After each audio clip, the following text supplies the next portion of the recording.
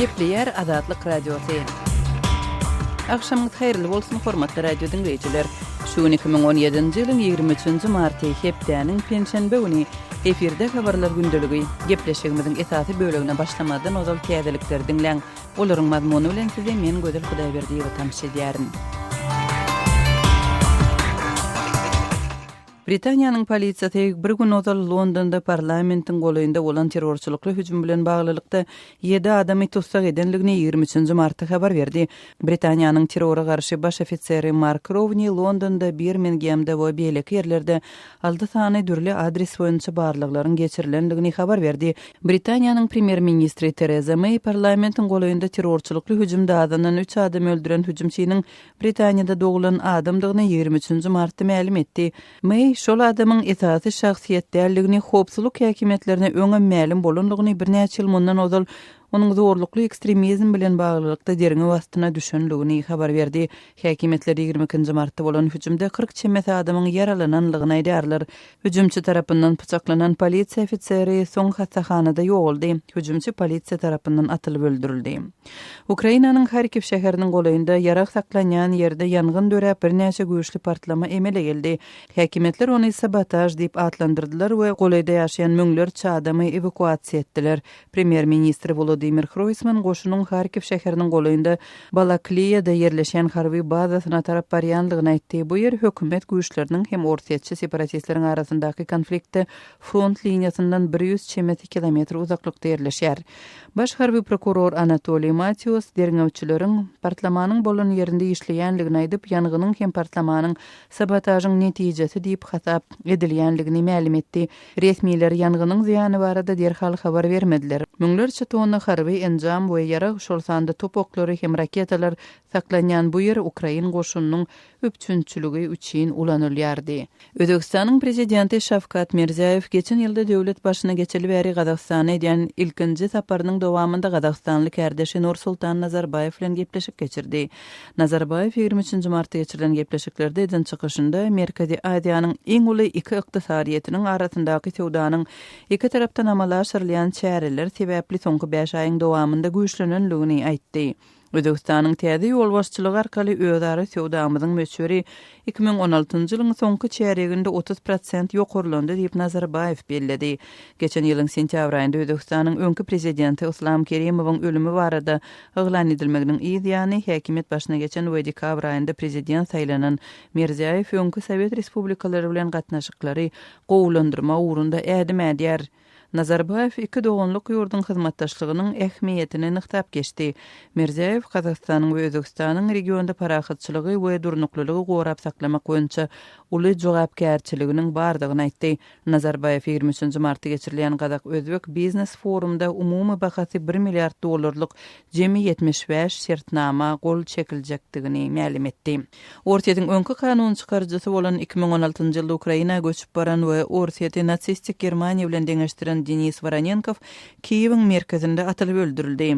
45 ýaşly Voronenkow Döwlet Dumada 2001-nji we 2016-njy ýyllarda Kommunistik partiýasyndan deputat bolupdy. Voronenkow we onuň aýaly öňki kanun çykarjy Mariya Maksakowa oktyabr aýynda Ortaýaty terk edipdi. Munyň öňü terasynda Ortaýat häkimetleri Voronenkowyň Moskwada emläge bir kanun eýlemek boýunça işlere gatnaşygy boýunça derňew geçirmäge çagyryş edipdi. Türkmenistanda ahal tekatlaryna bagyşlanan täze film döredildi. Resmi maglumata görä filmiň mazmuny ady belli çapyk suwar bolmak arzu edýän oglanjygyň öz görelde alýanyny nusxasyny synlaýanlygyny beýan edýär. Nusxanyň at ýarışlarynda mydama üstün çykýan prezident Gurbanguly Berdimuhamedowdygy we onuň aktygydygy ma'lum edildi.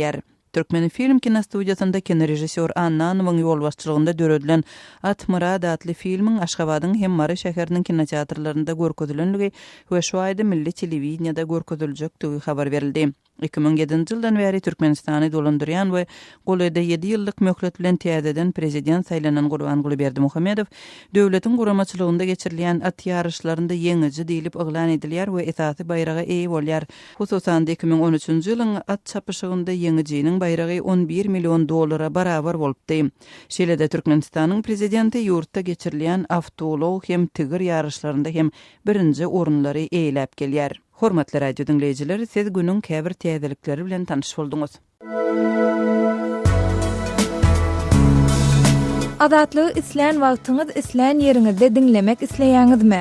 Munuň üçin SoundCloud tilsiminde Azatlyk radiosyny tapyň we ýazylyň. Azatlygyň maglumatlaryny ilkinji bolup dinleň. Play Store'dan ýa-da iTunes'dan SoundCloud'un tilsimini indirmek ýatdan çykarmaň. Azatlygy SoundCloud tilsiminde Azatlyk radiosy ýazyp tap bilersiňiz.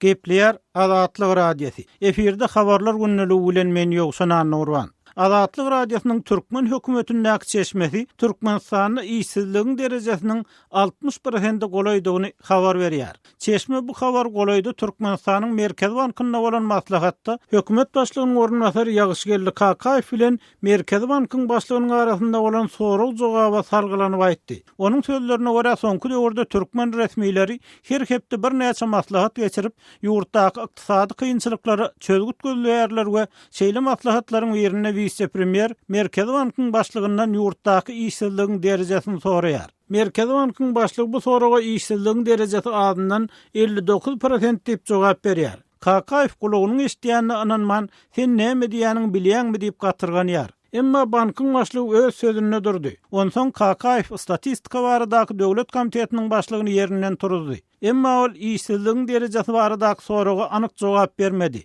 Netijede olar işsizligiň hakyky derejesi barada uzak wagt çekeleşdiler diýip maslahatda bolan Anamdar Çeşme Azatlyk radiosyna telefon edenini aýtdy. Angliýanyň Glasgow Universitetiniň professor, merkezawy ýurtlar boýunça ekspert Luke Ancheski Türkmenistanyň işsizligiň derejesiniň şäher ýerlerine däli owa ýerlerine has ýokary bolmagynyň mümkinligini, hususan türkmen işsizliginiň soňky 12-24 aýda gazdan gelýän girdejiniň kemelmegi bilen ýitirilen iş ornlary derarly köpelen bolmagynyň ahmarlygyny saklaýar. Maybe not in urban centers, but in rural areas, especially those areas where there is no much energy going on. Şol wagtda professor Ancheski 60% işsizlik gaty ýokary bolýar. Belki de azyndan 50-55% bardyr diýen pikirde saklandy. Maybe 60% would be too much, but at least 50-55. Türkmenistan ýurtdaky işsizligiň derejesi barada statistika maglumatlary çap etmeýär. Emma muňa garamadan garaşsyzlygyň başga ýyllaryndan bäri ýurtda işsizleriň sanynyň artýanyny gaýdylýar. Ýurt içindäki we daşyndaky çeşmeleriň berýän maglumatlaryna görä, soňky 10 ýylda raýatlaryň hususan aýallaryň daşary ýurtlardan iş gözlemesi ýygyderli artýar. Mundan başga Türkmenistanyň çykanlaryň köpüsiniň ýyzyna dolanmagy juda ýaýdanýanlygy. Sebäbi olaryň daşary ýurtda tapýan gazançlaryny ýurt içinde tap boljagyny ananmaýanlygy habar berilýär. Fergana habar gullugy Business Insider neşrine salgylanyp 2013-nji ýylyň başynda Türkmenistanyň işsizligiň derejesiniň 60%-digini habar berdi. Business Insider neşriniň analitikleri bu netije Abaşanyň Merkezi Aňtow idarasynyň maglumatlary esasynda gelipdirler. Rus medeniýetynyň, hususan Nizavismaya gazetanyň geçen ýylyň oktýabryna beren maglumatyna türkmen işsizliginiň derejesiniň 50%-den gowrakdygy aýdylýar. Ýöne neşir şonu 2016-njy ýylyň aýagyna çenli ýurdun demir ýol işgärleriniň 30%-de golaýynyň işini ýitirjekdigini saklapdy. Emma Türkiýede 15 ýyl bäri ýaşaýan türkmen migranty Arzu Türkmenistanyň işsizligiň derejesiniň saklap bolmaz derejede ýokardygyny aýdýar we aslynda ýok bolan işiň ölçegi bolmaz diýip pikir edýär. Şeýle dol soňky 15 ýylda ýurtdan iş gözläp gelýänleriň sanynyň ýyl-ýyldan köpelýänligini tasdikleýär. Türkmenistan'da işin özü yok. İşin özü olman için teze gelenler ama köpeli otur. Hemişe köpeli. Yıl geçtikçe köpeliye şu Türkmenistan'dan gelenler. Arduğun pikirçe henidem Türkmenistan'ı aeroporttan geçip bilmän ýygyny dolanýan adam kän. Ýogsa Türkiýe'ye gaýtsak migrant işiniň sany fajagy bolmady diýip Ardu telefon söhbetdeşligini aýtdy. Azatlyk radiosynyň Türkmenistanlylar başda näçerek pul üçin gelýärler diýen soragyny Ardu işsizleriň köpüsiniň ilki aýda $200 da işlejek çağalarym az kalmasa bolýar diýenliklerini. Soň Türkiýede $200 zat därligini görüp $600-700 işläp başlaýanlyklaryny aýtdy. Türkmenistanlylar duň tasdiklamagyna görä, Türkiýede işleýän türkmen migrantlary şol gazanan pullaryny esasan ýygy ýurtda galan çağalaryny, başga galaryny berýärler. Öz sebetiňizde bolýan wakalar barada azatlyga maglumat bermek isleseňiz, bize hat ýollaň. Metbuat email belgisi gmail.com. Siz suratlaryňyzy we videolaryňyzy hem ýollap bilersiňiz. Azatlyk siziň şahsiýetiniňizi gizlenlikde saklar. Siz bolan wakalar barada maglumat beriň. Biz hem habar bereriz. Metbuat email belgisi gmail.com. Gepler Azatlyk Radiosu efirde tedbilen men Sultan Açylyba. Aşgabat şäheriniň köçelerinde we teýilgäklerinde ýigit bilen gyýdyň ýanaşyk göräp barýandyklaryny gören polisiýa işgärleri olary soraga çekýärler diýen maglumatlar bilen gepleşiklerini dowam etdirýär. Aşgabatyň köçelerinde öz dogany ýa familiýasy bir bolmadyk ýaş ýigitleriň we ýaş gyýlaryň bile barýan pursatlary ele salynsa, olaryň polisiýa bölümlerine alınıp gidilýändige barada maglumatlar bar. Özüni maksat diýip tanıştyran Aşgabatyň ýokary okuw mekdepleriniň biriniň talibi bu gelişikde ýagdaýlaryň soňky bir aýyň dowamynda ýüze çykyp başlandygyny aýdýar. Talipleriň okuwdan ýa çäreden soňra öz kursdaş oglan gyýlary bilen awtobusa, taksirlere minip umumy ýaşaýyş jaýlaryna bile gaýdýan pursatlary, teatra, spektaklllara tomaş etmäge, medeni merkezlerde geçirilýän konsertler beýleki çäreleri hem bile gidýän pursatlar kän bolýardy. Taliplik döwrüniň iň ajaýyp pursatlary hasaplanýan oglan gyýlaryň gedelençe çykyp teýilgäklerde diýinjelýän, okuw hakda, durmuş hakda pikir alýan pursatlary hem az bolmaýar. Muny talipligi başdan geçiren her bir adam bilýändir. Bu durmuşyň ýaşaýyşyň hem kanuny, emma soňky döwürlerde bu gatnaşyklaryň ählisine gadagançylyk girilip başlandy diýip maksat aýdýar.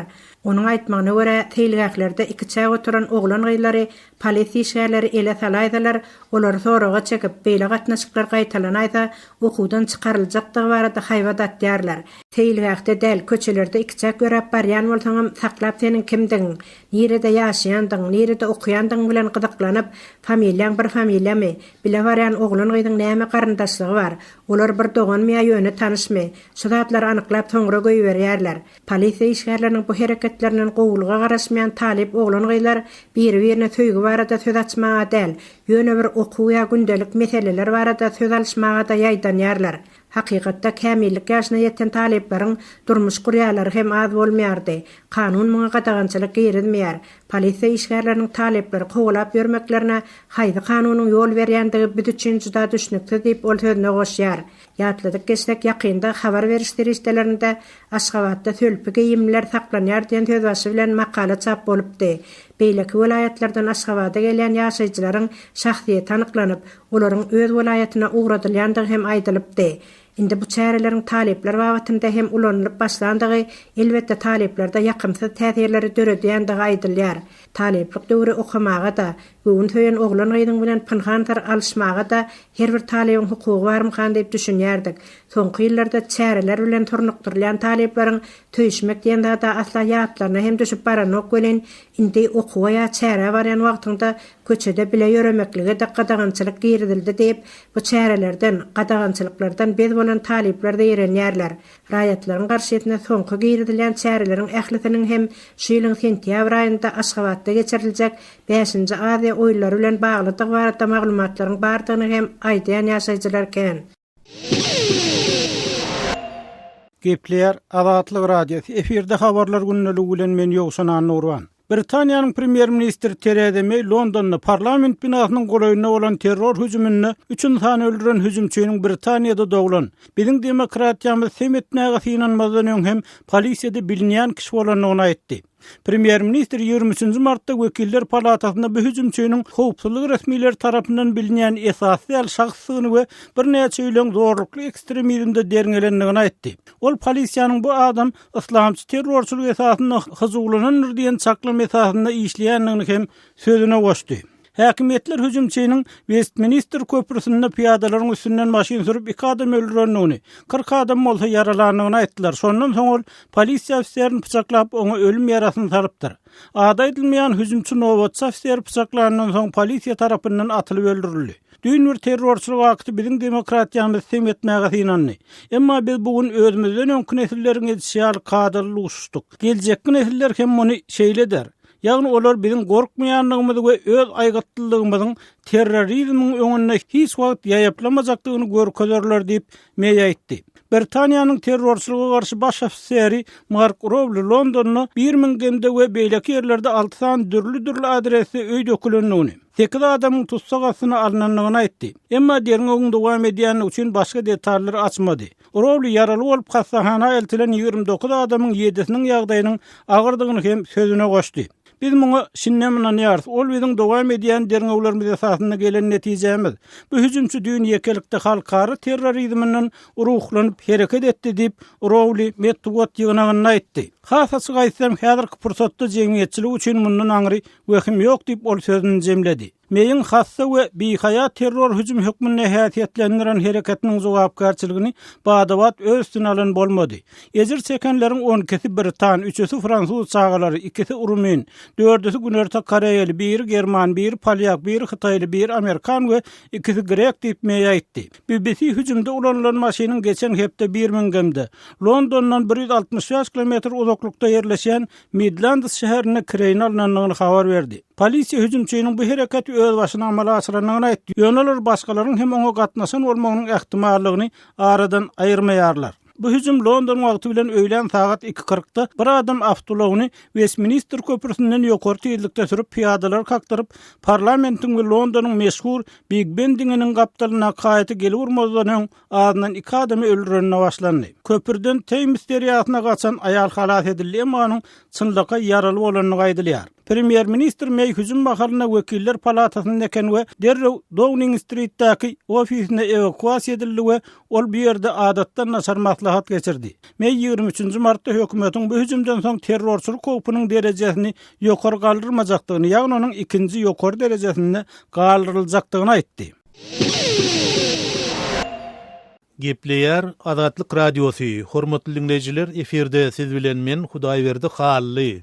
Allah şuwun soňky gwali nämelimligine galýar. Şu maglumat bilen habarlar gündeligimizi dowam etdirýäris. Azatlyk Radiosynyň geçen ay türkmen türmelerinden azat edilen habarçysy Hudaýberdi Allah şuwun soňky gwali nämelim bolmagyny galýar. Ýeri gelenine ýatlasak, Azatlyk Radiosynyň daşowuldaky habarçysy Allaşew ejesi Gurwan Täç Arazmedow bilen birlikde 3-nji dekabrda türkmen howpsuzlyk gulluklar tarapyndan öz öýüne tutsak edilipdi. Türkmen häkimetleri olary bir kanun nas serişdelerini saklamakda aýplama bildirse-de, Azat Ýewropa Azatlyk Radiosynyň prezidenti şeýle-de adam hukuklaryny we media erkinligini goraýjy halkara gurumlary Allaşewyň tutsak edilmeginiň düýüp sebäbini onuň jurnalistik işi bilen baglanyşdyrdylar. Türkmen türmesini ýençilip dürli gynamalara sezewar edilen 27 ýaşly Allaşewyň desine azat edilme uğruna Amerikanyň Birleşik Ştatlarynyň Ýewropa Birleşiginiň ýokary derejeli resmileri şeýle-de halkara gurumlary ençeme tapgyr çağırışlar bilen çykyş etdiler. Netijede 15 fevralda Türkmenistanyň prezidentlik saýlawlarynyň ýa-da Hudaýberdi Allaşew ejesi bilen suwdyň zalynyň azatlyga goýberliler. Emma 1990-njy ýylyň ortalaryna Özbekistanyň Türkmenistana gelen we şondan bäri raýatlygy berilmän gelinýän Allaşewyň we onuň ejesiniň soňky gwali barada hiç hili maglumat almak başartmaýar. Azatlyk Radiosynyň Allaşew şeýle-de onuň ykbaly bilen baglanyşykda yerli häkimetler bilen habarlaşmak synanyşyklary da hiç hili netije bermedi. Hudaýberdi Allaşew Azatlyk Radiosy bilen geçen ýylyň oktýabryndan bäri işleşip başlap, ol daşowuzdaky mejburi paýta kampaniýasy, adyk gytçylygy, aýlyklaryň ençeme wagtlap berilmän saklanmagy barada maglumatlar taýýarlady. Gali berse-de, Azatlyk Radiosynyň tutsaglykdaky başga bir habarçysy Sapar Mehmet Nepes Huliýewiňde akwaly häzirki güne çenli nämelim bolmagyny galýar. Nepes Huliýew 2013-nji ýylda tramadol serişdesini saklamakda aýplanyp tutsak edilip 3 ýyl türme tutsaglygyny hökm edildi. Adam hukuklaryny goraýjy halkara gurumlary türkmen häkimetleriniň Nepes Huliýewden onuň jurnalistiki işi üçin ar almak maksady bilen bu aýplamalary toslandyklaryny nygytap, onuň azatlyga goýberilme uğruna çağırış etgelýärler. Sözümüzün ahirini bellesek, soňky döwürde türkmen häkimetleriniň Azatlyk Radiosynyň Türkmenistanyň habarçylaryna we olaryň dogan garnaşlaryna edýän basyşy hasda güýçlenýär. Azatlygy line ulgamynda Osmok 420 773 797 383 telefon belgisi arkaly tapyp bilersiňiz. Biziň bilen habarlaşyp maglumatlary, suratlary we videolary ugradyň. Şahsiýetiniz dogry gizlilikde saklanar. Osmok 420 773 797 383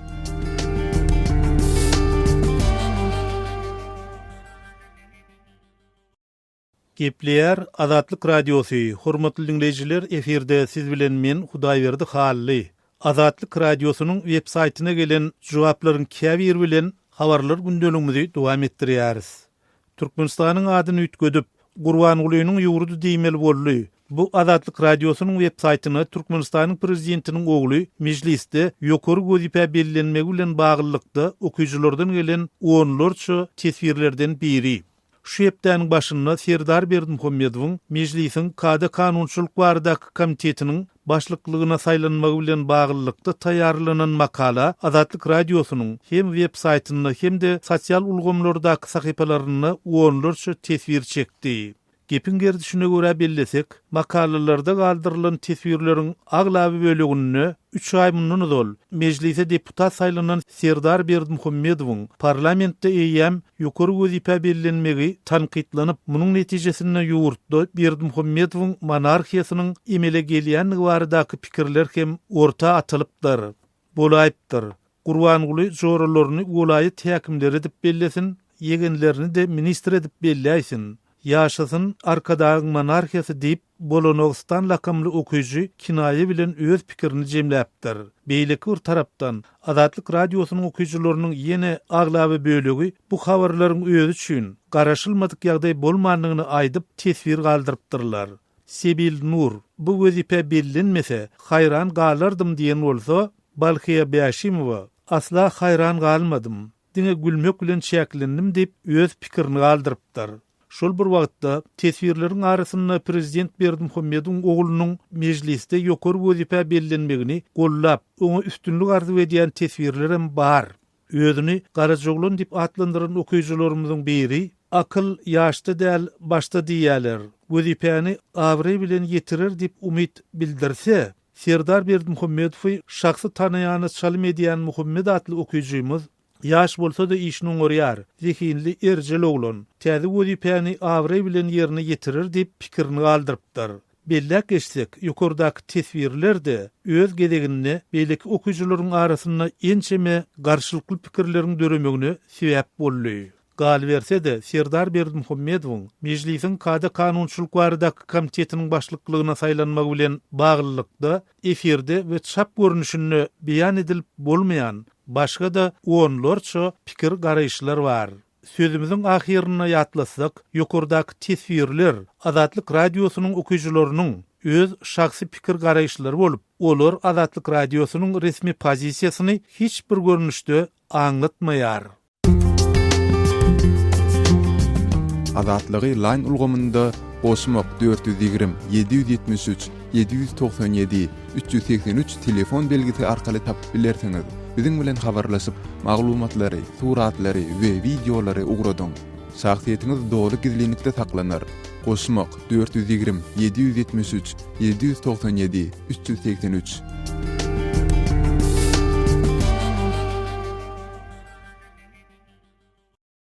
Gepleýär Azatlyk Radiosu. Habarlar günneligi gepleşigimizde men Sehra dowam etdirýän.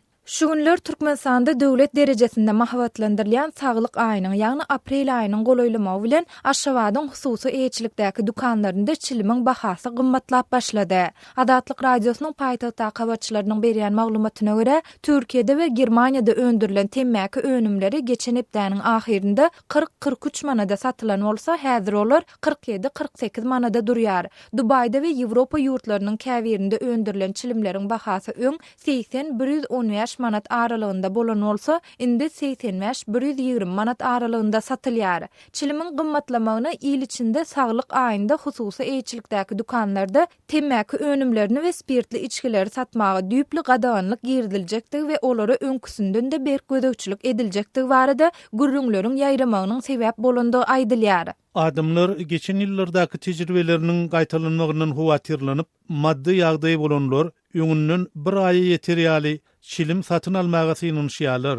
Dukan eýeleri hem bir aýyň dowamyny çilim satyp bilmez. Ondan gazanjymyz bolmaz diýip çilimleriň bahasyny gymmatladýarlar. Mart aýynyň soňky 2-3 günlüğünde çilimiň mundan beter gymmatlajakdygy aýdylýar.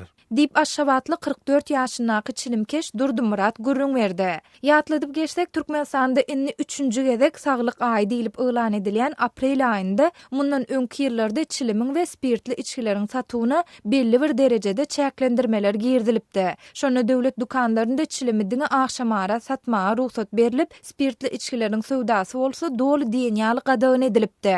Geçen ýylyň mart aýynda Türkmenistanda çilimiň sowdasy prezidentiň karary esasynda ýurduň sowda we daşary ykdysady aratnaşyklar ministrligine berilip, hususy dukanlarda temäki önümlerini we spirtli içkiler satmak döwlet derejesinde gadagan edilen bolsa-da, olaryň satywy ýarym gizlin, ýarym açyk ýagdaýda henidem dowam edýär.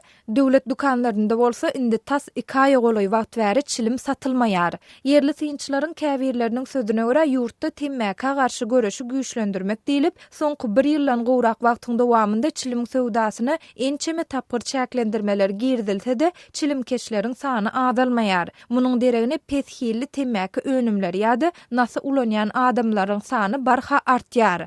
Hili pes temäki satynyp çoňu etýärler bar, hatda şu temäkden mahor kodun 2 däne çilim ýagap onuň satýarmyşlar 3 manatdan 5 manatdan şonu satmaýarlar we onuň şol çilimiň ornuny umman tutýar diýip nasa eserlerem bar. Ýöne nasam tapma ol çilimi tapmakdan hem has çylsyrmylyp şol nasa eserler ýa-da öňden nasa gelýärler, gurrun berýärler. Dip Aşşabatly synçy we ýazyjy Amanmurat Bugay faýdýar. Sözümizin ahirine aýtsak 7 aprel bütün dünýä saglyk gününe gawatlap Türkmenistan inni bir näçe ýyl bäri her ýylyň aprel aýyny saglyk aýy diýip elan edýär. Bu aýyň başlanmagy bilen döwlet idara kärhanalarynyň işgärleri, ýokary kujaýlaryň studentleri Aşşabatyň Köpetdağ eteği diýilip atlandyrylýan dağ eteğindäki aýlawlardan tigirli geçýärler. Müňlerçe adamyň gatnaşmagynda marafon geçirilýär. Mundan başga ýurduň dürli künjeklerinde ençeme sport çäreler geçirilip, şol sanda her gün ýerden idara kärhanalarda, ýokary kujaýlarynda, saglyk öýlerinde we mekteplerde ähli işgärleriň, studentleriň we okuwçylaryň gatnaşmagynda beden terbiýe maşyklar geçirilýär. Azatlygy line ulgamynda Osmok 420 773 797 383 telefon belgisi arkaly tapyp bilersiňiz. Biziň bilen habarlaşyp maglumatlary, suratlary we videolary ugradyň. Şahsiýetiniz dogry gizlilikde saklanır. Osmok 420 773 797 383.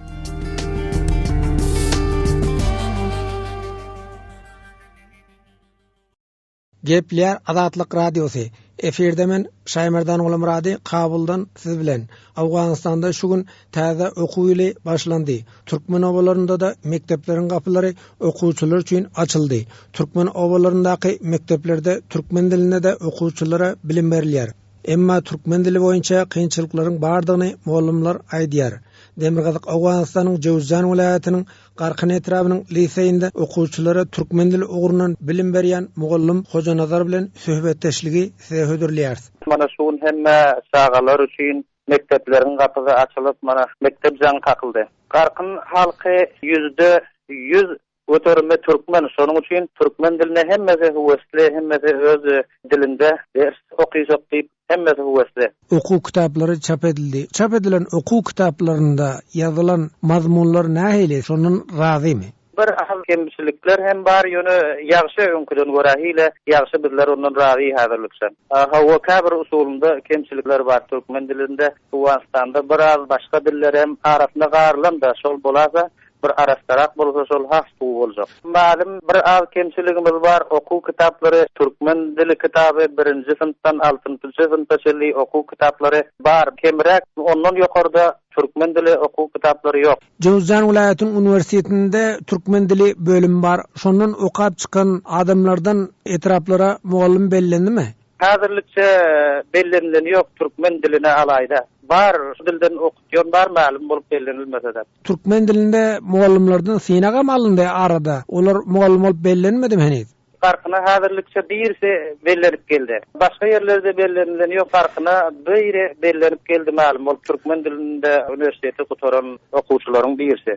Türkmen elipisi ýok. Şonuň ýoklugy kynçylyk döretýärmi? Elipi ýok bolsa ýazyw usulunda da kemçilik bolýar da soň. Hawa yazı usulunda da kemçilikler var. Birinde de göre önküden ýagşyrak kemçiligi hawa bar alken. Her millet öz dili bilen tanylýar Türkmenistan. Ata ötenimiz on diller şol türkmen dili östürmek üçin bizlere bir az ýardam etseler, kitap ýardamlaryny etseler ýa-da türkmen dili mugallimlerini Türkmenistan gitmeklige biraz aňsatlyk görüp bizlere seminar berseler, her millet öz dili bilen tanylýar. Şondan Türkmenistanyň hormatly prezidentinden umyt ediyor. Şol dil barada Afganistan türkmenlerine de bir az ýardam etseler. Söhbetdeşlik geçirip azatlygy ýetiren Şaýmerdan oğlum rady. Hormatly radio dinleýijileri, şunuň bilen habarlar gündeligimiziň şu günkü sanyny geçirip gutarýarys.